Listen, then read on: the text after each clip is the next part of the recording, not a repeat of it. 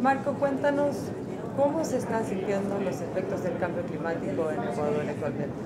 Bueno, es muy difícil responder a esa pregunta porque debemos primero diferenciar entre los fenómenos climáticos extremos normales, digamos, lo que sería separar lo que es cambio climático y lo que serían las variaciones climáticas normales.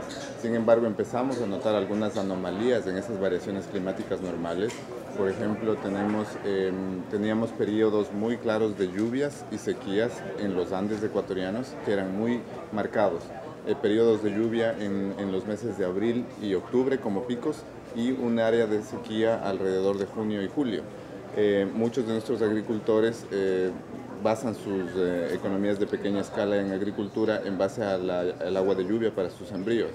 Y ellos nos han informado y nos indican todo el tiempo que este patrón de lluvia ya no existe más y que está muy cambiante durante el año. Y eso les implica un problema porque ya no saben cuándo sembrar, no saben en qué momento del año deben empezar a preparar el terreno y etcétera. Y cuando dependen solamente de las lluvias y no tienen sistemas de regadío, este es un problema para ellos. ¿Cómo están afectando esas variaciones a las comunidades locales? Sí, una de las consecuencias más importantes, como te decía, es que muchas comunidades locales basan su economía en agricultura de pequeña escala, sin ninguna posibilidad de tener sistemas de riego. Entonces, cuando tienes este tipo de variaciones en la disponibilidad del recurso hídrico en general, de una manera predecible, y más aún con estrés hídrico, entonces esas afectaciones van a ir directamente hacia, por ejemplo, la capacidad de producir agricultura en algunas de estas economías de pequeña escala. En las economías de mayor escala, en donde existe regadío, pues simplemente habrá de pronto problemas de distribución de este recurso y de asignación a diferentes áreas, concesiones de agua y etcétera. Eso podría ser otros de los problemas. En las zonas de costa también tenemos otro tipo de variaciones, por ejemplo, variaciones muy marcadas en los sistemas de subida y bajada de marea.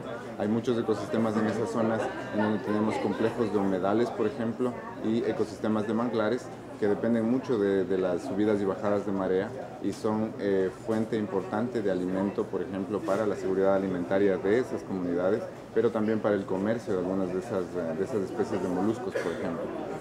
¿Hasta qué punto se están integrando medidas para erradicar la pobreza en esas estrategias?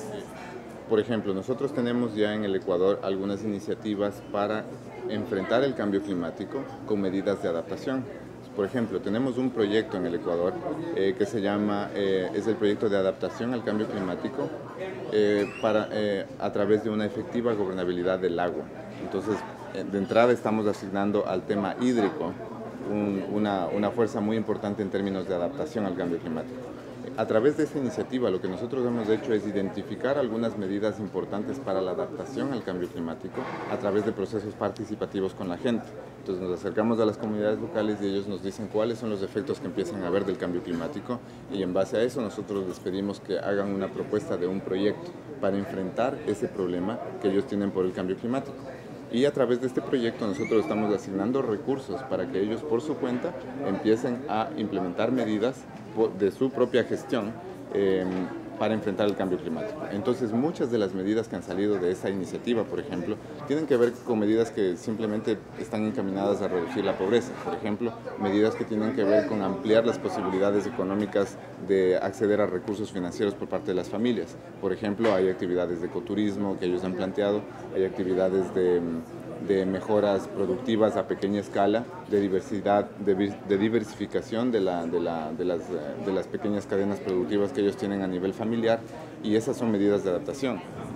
¿Hay desafíos que América Latina debiera estar enfrentando como región? Sí, digamos que las circunstancias del Ecuador son muy parecidas a lo largo de todos los Andes. Por ejemplo, los sistemas de acceso al agua están muy relacionados, son muy dependientes a los ecosistemas de montaña y digamos a la buena salud de los ecosistemas en las montañas, ¿sí?